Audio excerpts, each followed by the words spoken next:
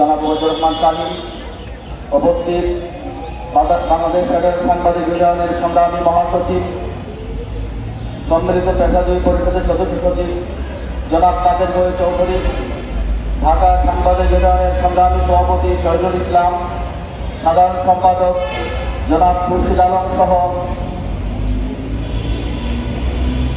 রাজ্য press club সভাপতি ও দৈনিক কালের কণ্ঠের সম্মানিত সম্পাদক বিশিষ্ট কবি হাসান হাফিজ সহ আজকে সমাবেশে উপস্থিত দৈনিক আমার দেশের সাংবাদিকবৃন্দ এবং অন্যান্য সাংবাদিক ভাই ও বোনেরা, আসসালামু আলাইকুম।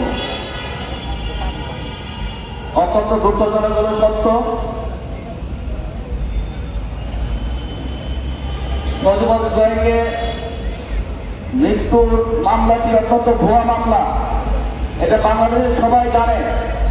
সেই মামলায় মাহমুদুর রহমানের মতো ব্যক্তিত্বকে, যিনি গত 15.5 বছর যাবৎ বক্তব্য এবং লেখনীতে এবং প্রতিষ্ঠান আমার দেশের মাধ্যমে এই প্রতিবাদের বিরুদ্ধে লড়াই করে এসেছেন, তাকে জেলখানায় যেতে হলো। তিনি আজকে জামিন পেয়েছেন, সরকারকে ধন্যবাদ জানাই, কিন্তু এই মামলা প্রত্যাহার করা হলো না, সেই প্রশ্ন থেকে যাচ্ছে। আমি এখান থেকে দাবি জানাচ্ছি, এই মামলাটি আগামী 1 সপ্তাহের মধ্যে প্রত্যাহার করতে হবে।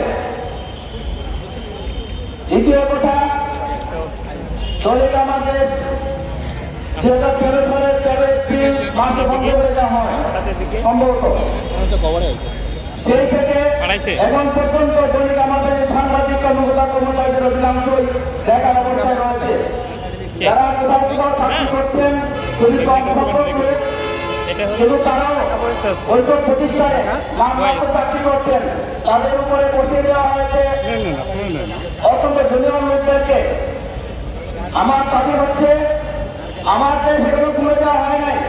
এই বিগত সরকারের পতনের পর আমরা আমাদের খুলে দেওয়ার জন্য প্রয়োজনের জায়গায় ঘুরছি, কিন্তু প্রয়োজন আমাদের সেই খুলে দেওয়ার কোনো